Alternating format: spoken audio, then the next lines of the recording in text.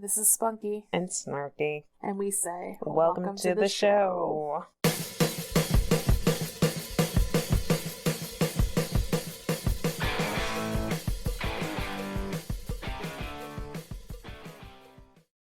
So with June being Gay Pride Month, we decided to take a look back on a very special episode of course, the A-Team.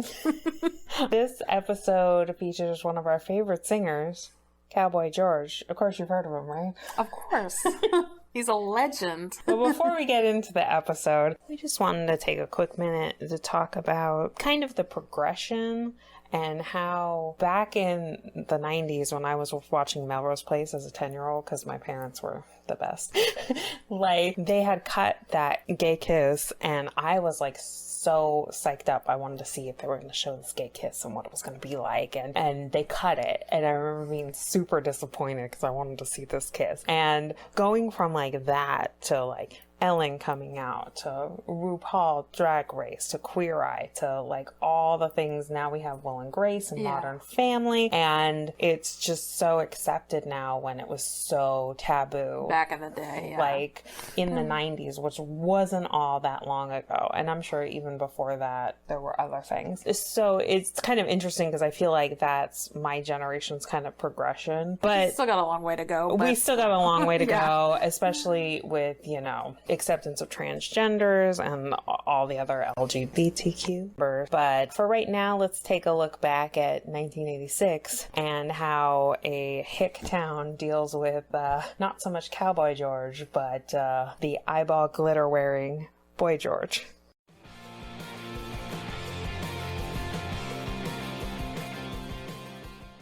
For today's episode, we're looking back at an episode of the A-Team called Cowboy George. It's from season 4, episode 16. For those who don't know, the A-Team ran for 5 seasons from 1983 to 1987. And if you don't know what it's about, I'm going to let the opening speak for itself.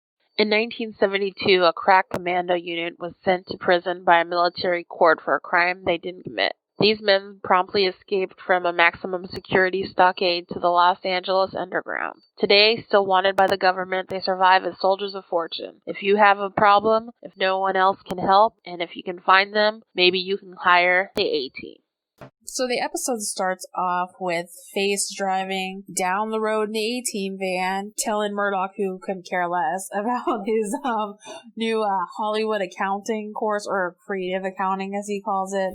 And basically the scheme that he has to like make a bunch of money off promoting shows at these, you know, kind of like podunk redneck dive bars. Mm-hmm. And basically he's got a deal because some guy he like helped out is gonna send him Cowboy George, who like all the rednecks love. Yeah, he's like the hot act, this Cowboy George guy. Meanwhile, Murdoch is just like, he's got the Lennon sisters singing 3 Blind Mice stuck in his head, so he's just like, he don't want to be bothered with it. He's just being crazy as normal. So he books this gig, and this guy's basically like, as long as you get Cowboy George to show up, you will be fine, but if you don't, they gonna kill you.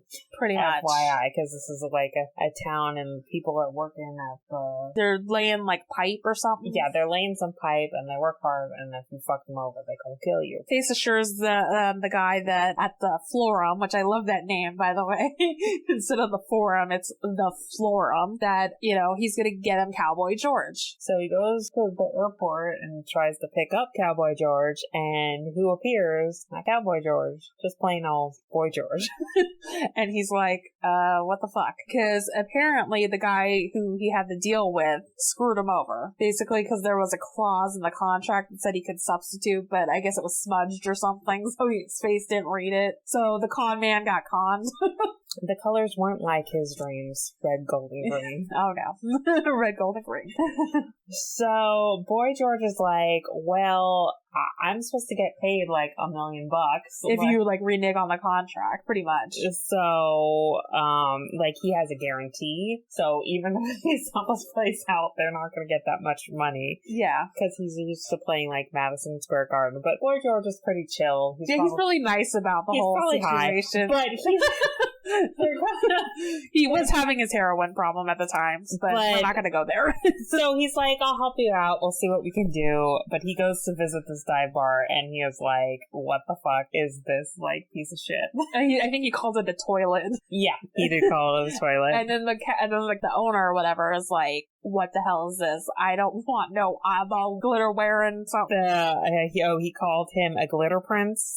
He called him an English eyeball glitter turkey in a sequence shirt. English glitter prince, that's my favorite. So yeah, basically they can't call him gay, so they're gonna call him everything else in the book. But you know what? I'd take an English glitter prince any day, gay or straight.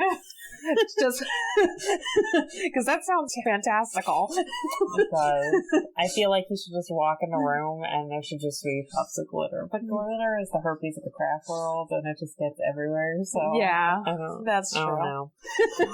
So yeah, they're like, oh, we're gonna try to figure this out. Well, meanwhile, you find out that the owner of the bar is a part of like a secret coup. Yeah, with some other rednecks that he works with. They're gonna like basically rob the like pipe players because I guess they hadn't gotten paid yet. They were gonna steal the payroll while all the like pipe layers were at the Cowboy George concert. Yes. Because like everyone in town was gonna be there. And so they were gonna steal the money while no one was looking. Face calls in Hannibal and BA to come help him out because he's like, something's up here. Why are they threatening to kill me over a show? Like, something's not right. So he calls them in, and since Hannibal's like a master of disguise because he like does like acting and stuff on the side, he's like, okay, I'm gonna dress up as Cowboy George and say that, you know, I'm here, and like basically Boy George is gonna open for me in Culture Club. Meanwhile, Face and Murdoch are trying to get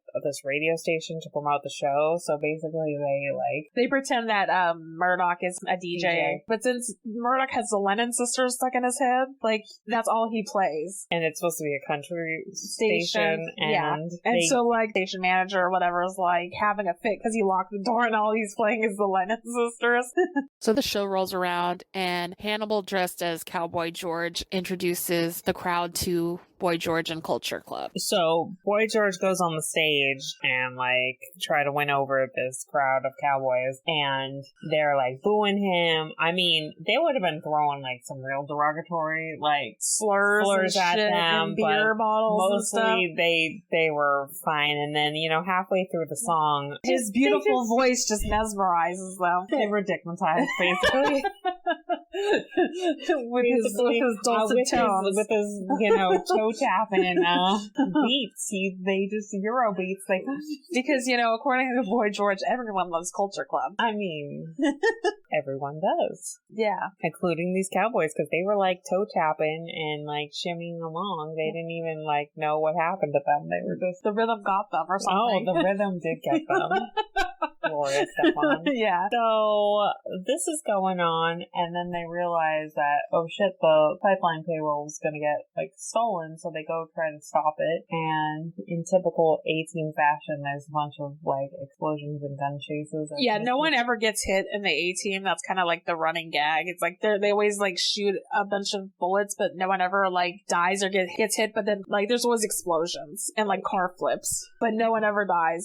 Yeah. So BA and Hannibal are trying to get the and Face too are trying to stop the payroll burglary from happening. So that happens, and then BA and Hannibal Face stop these bad guys, and then the sheriff comes and they're like, okay, we'll take the bad guys in, yada yada yada. But then it turns out the sheriff is part of the gang and locks up Mr. T and Hannibal and Face. The sheriff comes to the show while Boy George and Culture Club are performing and gets up on stage and announces to all the pipeline workers that basically, hey, someone stole all your money, but we've got them in the jail, you know, but we don't know where the money is because obviously they took it or whatever. And so, you know, all the pipeline workers are pissed. So they all like leave to go to the jail to like basically kill these fools who took their money. And so Boy George is like, oh, I better get Murdoch and help get the other three out of jail. So he goes to the radio station and gets Murdoch, who, you know, is still playing the Lennon sisters, but whatever. Then they go to the jail and they see the like angry mob. And so like Boy George is like, okay, we need some supplies. So they like break into a general store. They try to pick the lock, and then Boy George is like, fuck this. And he just like kicks the door in, and it's hilarious. Well, first he gives him a bobby pin. Yeah, true. And then they go over like the fashions in this like country general store. They take some stuff, and then Murdoch dresses up as a pregnant lady in like your typical like old like Little House on the Prairie dress and bonnet. And it's like, please let me in to see my husband for the baby.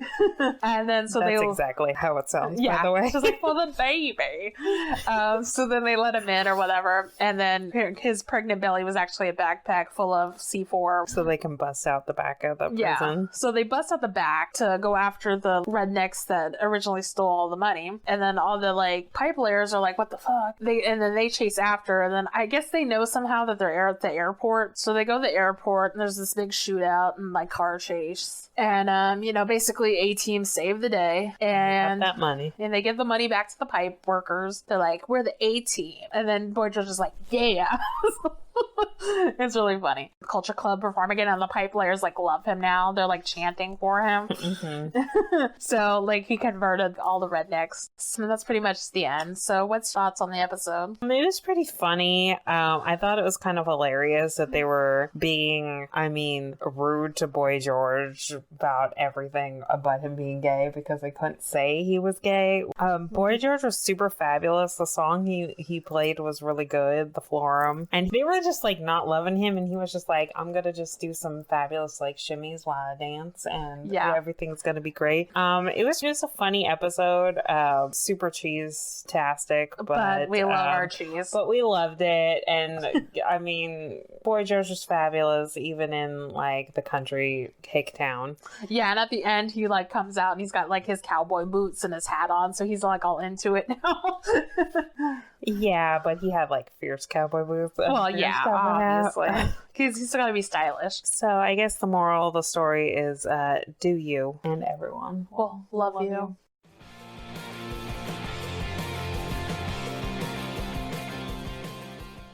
So now into the brain basement. Well, I already talked about how I was super jazzed over that Melrose Place kiss. That did not happen, and then I was super bummed.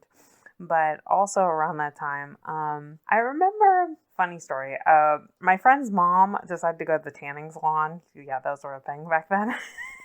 And we were waiting in the waiting room, and I was playing with Barbies with my friend. And granted, like I said, my parents, let us watch whatever, and so I watched too much of my mom's soap opera back when I was, a kid. And so we were having some storyline, blah, blah, blah. And this lady sitting in the waiting room, like, looks at my Kevin doll, who's Skipper's boyfriend, and is like, this doll is gay. And I was super pissed.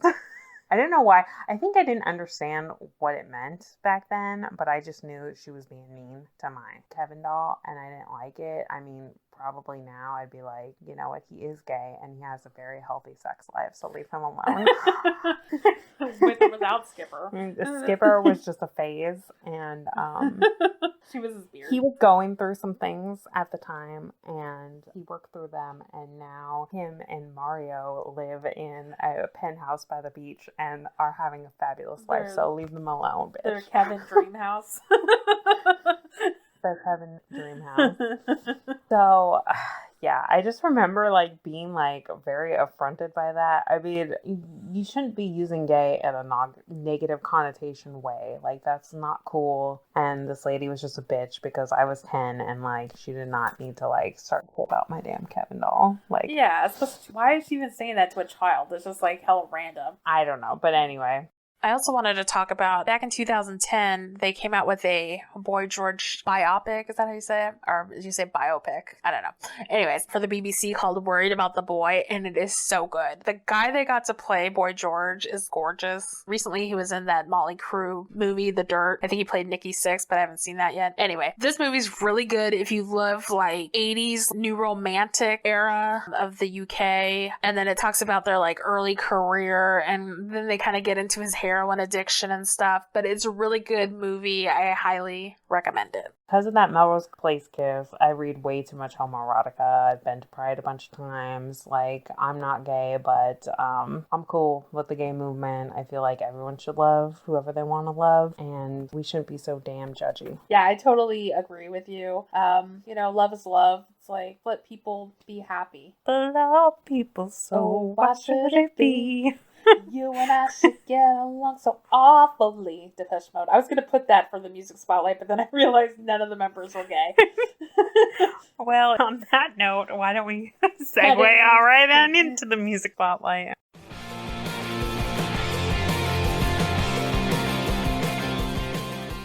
Let's head right into our music spotlight, where we're going to take a look at some of our favorite gay and lesbian artists. Yeah, and our first up on the list is, of course, since he was in the episode, Culture Club's Do You Really Want to Hurt Me? You really want to make me cry. I love the song. I think this was like the first song I ever heard of Culture Club when I was a young kid. I always thought Boy George had a like beautiful voice, even as a child. I didn't know if he was a girl or boy, I didn't care. I thought he was pretty and I didn't give a shit. Because his voice was awesome. Next up is Queen, I Want to Break Free. I want to break free. Sorry, I'll try not to sing every song. Yeah. Queen is amazing. I listened to Queen's Greatest Hits 1 and 2 in high school all the freaking time. Ditto. They got so many good ones. Somebody to Love is one of my favorites. Me too. Good old fashioned Lover Boys. all that is the best. Bicycle Race. This is a jam. I don't know why. It is.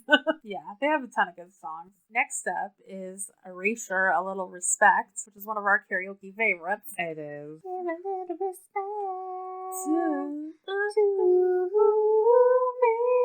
I saw Erasure live a couple years ago, and I liked them before, but after I saw them live, I fell in love with them. They're so good.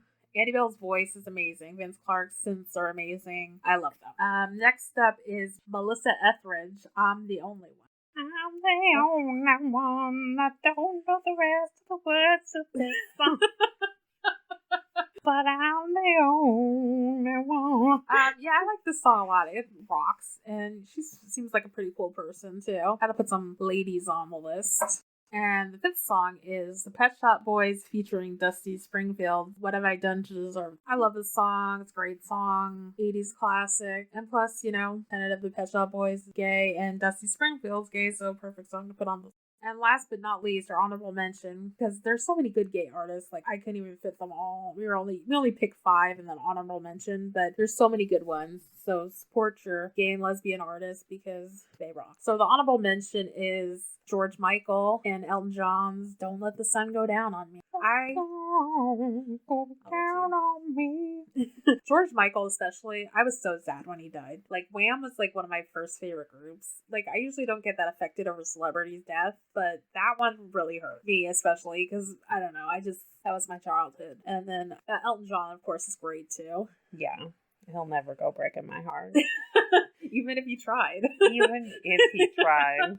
And that's it for our musical spotlight. If you want to listen to the songs in full, go to our website where we have a Spotify playlist and check them out. Well, thanks so much for joining us today, celebrating some gay artists and taking a look at our funny A-Team episode with Cowboy George. A.K.A. Boy George. A.K.A. the fabulous Boy George.